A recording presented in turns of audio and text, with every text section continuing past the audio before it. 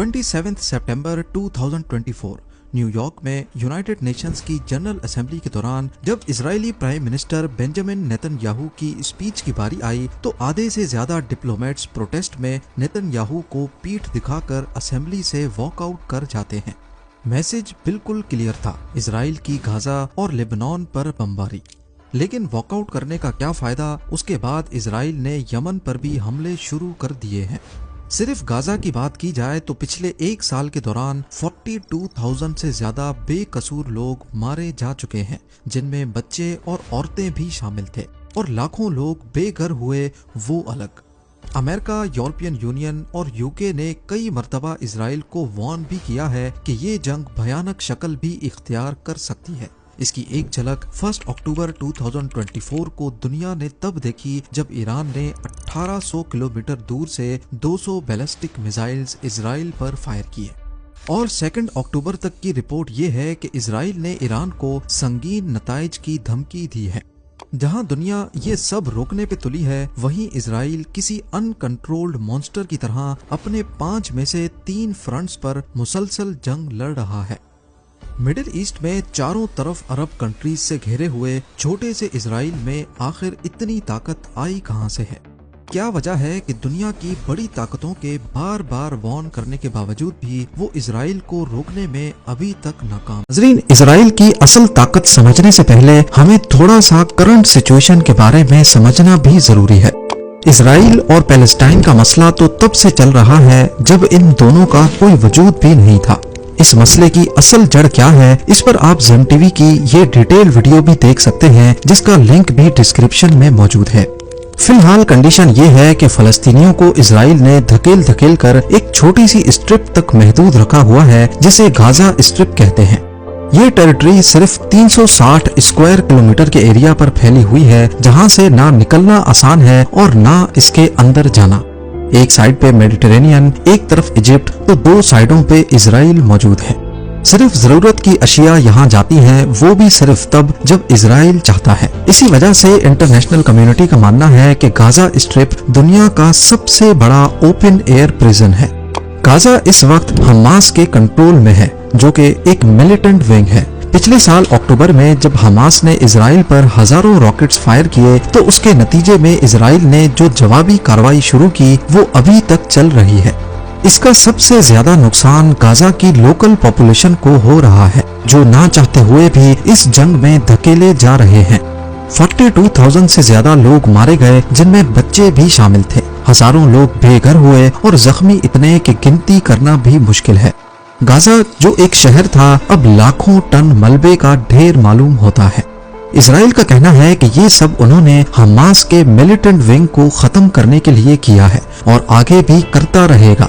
पर सोच को ये बात हजम नहीं होती कि गाजा, जिसकी 2017 में पॉपुलेशन 5 लाख के करीब थी, उनमें से 42,000 लोग यानी पॉपुलेशन का 8.5% मिलिटेंट विंग कैसे हो सकता है? इजराइल के हमलों से बचने के लिए गाजा की लोकल पॉपुलेशन के पास सिर्फ एक ही रास्ता बचा है कि वो गाजा स्ट्रिप छोड़कर लेबनान में पनाह लें। जी हाँ, वही लेबनान जहां आजकल इजराइल की एयर स्ट्राइक्स चल रही हैं। पर यह काम इतना आसान नहीं होता। पहले इजिप्ट से रेड सी के जरिए जॉर्डन में एंट्री करनी पड़ती है, फिर वहां से सीरिया और फिर आखिर में लेबनान। लेबनान में हिजबुल्लाह का काफी असरो रसूख है, जो कि एक ईरानियन बैक्ड मिलिटेंट ग्रुप है, और ये ग्रुप गाजा में हमास की हेल्प भी करता है। पर आखिर ये हिजबुल्लाह है कौन? 1980s में लेबनान में सिविल वॉर के दौरान इजराइल ने साउथ लेबनान पे कब्जा कर लिया था। इजराइल से मुकाबला करने के लिए वहाँ एक आर्म्ड ग्रुप उभर कर सामने आया, जिसे हिजबुल्लाह का नाम दिया गया। इस ग्रुप ने इजराइल को लेबनान से बाहर धकेला और तब से लेकर ये लेबनान का एक पावरफुल पॉलिटिकल और मिलिटेंट विंग है। एक्सपर्ट्स का कहना है कि ये ग्रुप लेबनान की आर्मी से भी ज्यादा पावरफुल है और इसको ईरान की सपोर्ट हासिल है।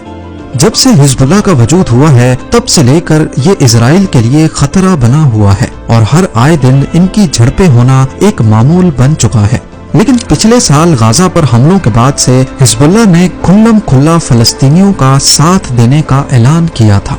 اب یہاں پر اسرائیل کے لیے نئی مصیبت کھڑی ہو گئی، کیونکہ غزہ پر حملے کرنا تو آسان تھا، لیکن اب ان کو لیبنان میں حزب اللہ کو بھی جواب دینا پڑ رہا تھا۔ اب لیبنان میں ڈائریکٹلی اٹیک کرنے کے لیے اسرائیل کو کوئی بڑی وجہ چاہیے تھی۔ ایکسپرٹس کا ماننا ہے کہ تبھی انہوں نے پیجر اٹیکس پلان کیے۔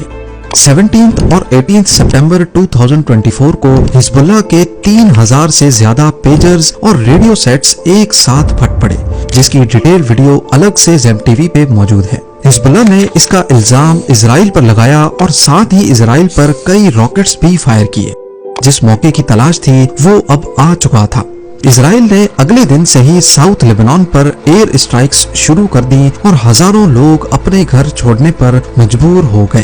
اس آپریشن میں حزب اللہ کے کمانڈر حسن نصر اللہ کی موت ہو گئی۔ دوسری طرف دیکھا جائے تو دنیا بھر کی کنٹریز نے مڈل ایسٹ کی اس سچویشن کو مزید خراب ہونے سے پہلے لڑائی کو ختم کرنے کے لیے بھی بھرپور کوشش کی ہے، اور کئی کنٹریز نے اسرائیل کو کافی کرٹیسائز بھی کیا ہے۔ مدد کی بات کی جائے تو دنیا بھر سے غزہ کے لیے بہت ایڈ بھی اناؤنس کی گئی۔ صرف یو ایس کی بات کریں تو 30 سپٹمبر 2024 روئٹرز کے مطابق امریکہ نے غزہ میں فلسطینیوں کے لیے $300 ملین کی ایڈ کا اعلان کیا۔ 7 March 2024 U S president Joe Biden نے غزہ میں مدد کرنے کے لیے ملٹری پورٹ بنانے کا اعلان کیا، اور اسی سال 27 فیب کو یو ایس ایڈ نے $53 ملین کی فوری امداد کا اعلان بھی کیا۔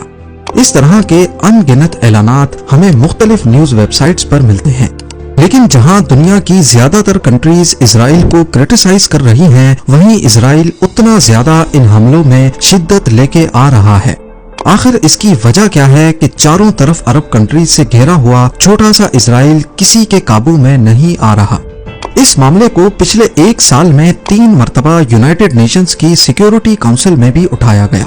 یو این کی سیکیورٹی کونسل میں الگ الگ کنٹریز کے نمائندے حصہ لیتے ہیں اور کسی بھی مسئلے کا ووٹنگ کے ذریعے فیصلہ کیا جاتا ہے، اور یہ فیصلہ پھر اگلی کنٹری کو ماننا ہی پڑتا ہے۔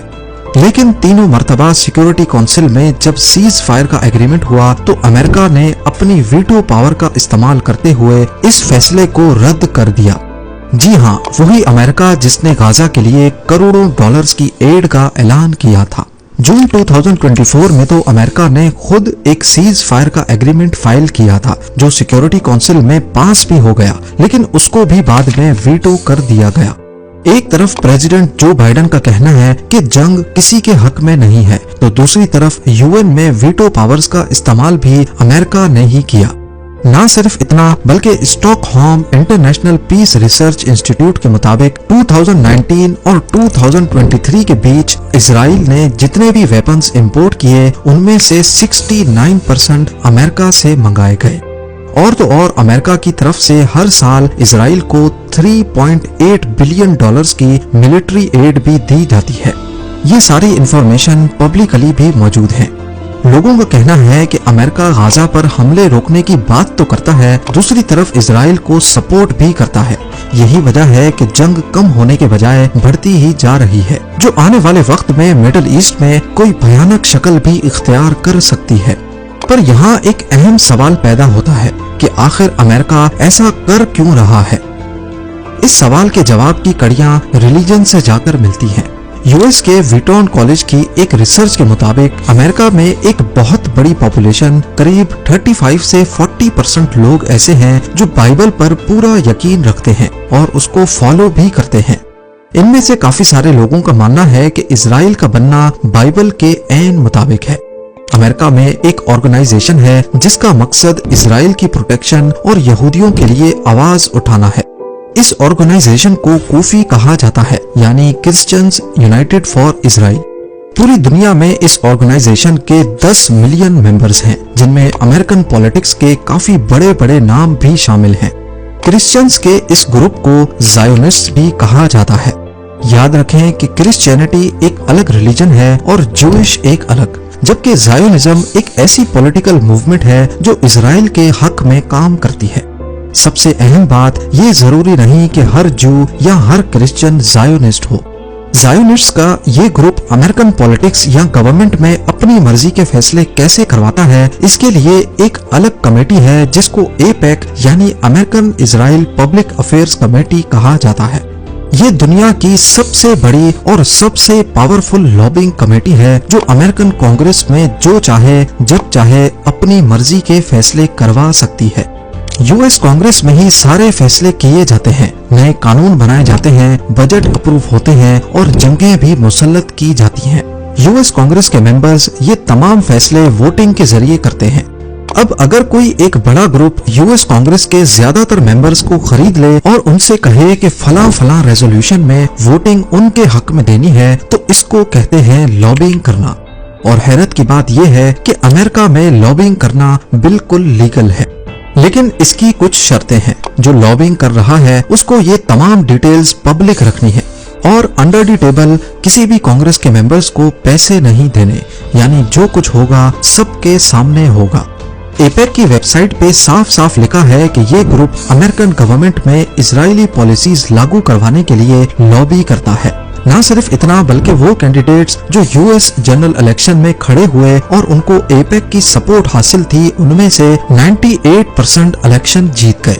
इन कैंडिडेट्स को $40 मिलियन भी दिए गए।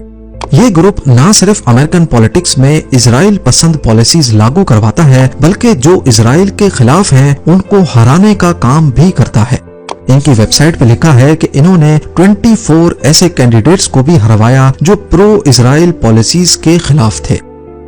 एपेक की इजराइल के लिए सपोर्ट अब काफी भयानक शक्ल इख्तियार करने लगी है। हुआ कुछ यूं था कि इजराइल की बॉम्बिंग्स और गाजा में ह्यूमन राइट वायलेशन के खिलाफ साउथ अफ्रीका ने इंटरनेशनल क्रिमिनल कोर्ट ICC में एक केस फाइल किया। ये कोर्ट यूनाइटेड नेशंस का हिस्सा है, लेकिन ये अमेरिका के डायरेक्ट कंट्रोल में नहीं है। 24 अप्रैल 2024 को ICC के चीफ प्रोसिक्यूटर असद करीम खान को 12 यूएस सेनेटर्स की तरफ से एक धमकी आमेज लेटर रिसीव होता है, जिसमें लिखा था कि हमें रिपोर्ट मिली है कि ICC इजराइल के प्राइम मिनिस्टर बेंजामिन नेतन्याहू और दूसरे इजरायली लीडर्स को अरेस्ट करने के ऑर्डर्स निकालने वाला है। इसमें लिखा था कि अगर आपने ऐसा किया तो हम यानी यूएस आपके इदारे के खिलाफ बदतरीन सैंक्शंस लगाएंगे, आपकी और आपकी फैमिली के यूएस विजिट्स पर भी पाबंदी लगा देंगे।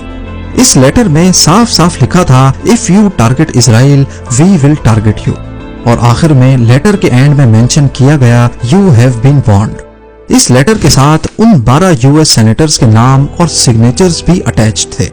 मजे की बात यह है कि एपेक की वेबसाइट पर उन तमाम सेनेटर्स की लिस्ट मौजूद है जो प्रो इजरायली कैंडिडेट्स हैं और जिनके लिए फंडिंग जमा की जा रही है, और ICC के चीफ प्रोसिक्यूटर को धमकी आमेज लेटर लिखने वाले सेनेटर्स के नाम भी इसी लिस्ट में खुल्लम खुल्ला लिखे हैं। पर कहानी अभी भी बाकी है। बॉन्ड्स के बारे में तो आप सब ने सुन रखा होगा। ये ज्यादातर गवर्नमेंट्स इशू करती हैं इन्वेस्टर से पैसा जमा करने के लिए, और बदले में बॉन्ड खरीदने वाले को सालाना प्रॉफिट दिया जाता है। इसका फायदा ये होता है कि गवर्नमेंट को लोन की सूरत में पैसे मिल जाते हैं और जब भी बॉन्ड वापस करना हो तो गवर्नमेंट वो वापस खरीद भी लेती है। अब आते हैं असल स्टोरी पे। दी गार्डियन की एक स्टोरी के मुताबिक अगस्त 2023 में इजरायली बॉन्ड्स के एक रिप्रेजेंटेटिव ने अमेरिका में ओहायो स्टेट ट्रेजरर को ईमेल करके कहा कि क्या वो $5 मिलियन के इजरायली बॉन्ड खरीदेंगे।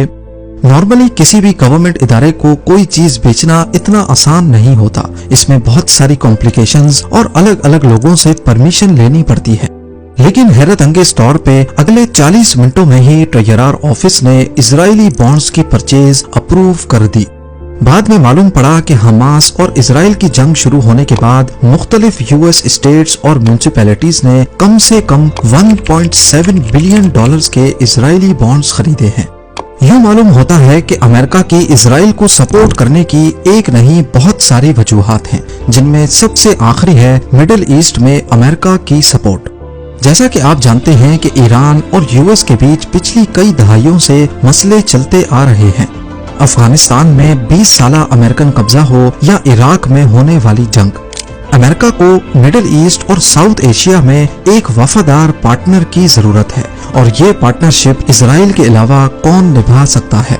حالانکہ مڈل ایسٹ میں جنگ ختم کرنا کوئی بڑا مسئلہ نہیں. عرب کنٹریز چاہتی ہیں کہ فلسطینیوں کو ان کی اپنی اسٹیٹ دی جائے، لیکن اسرائیل کو 2 اسٹیٹ سولوشن کسی بھی قیمت پر قبول نہیں ہے.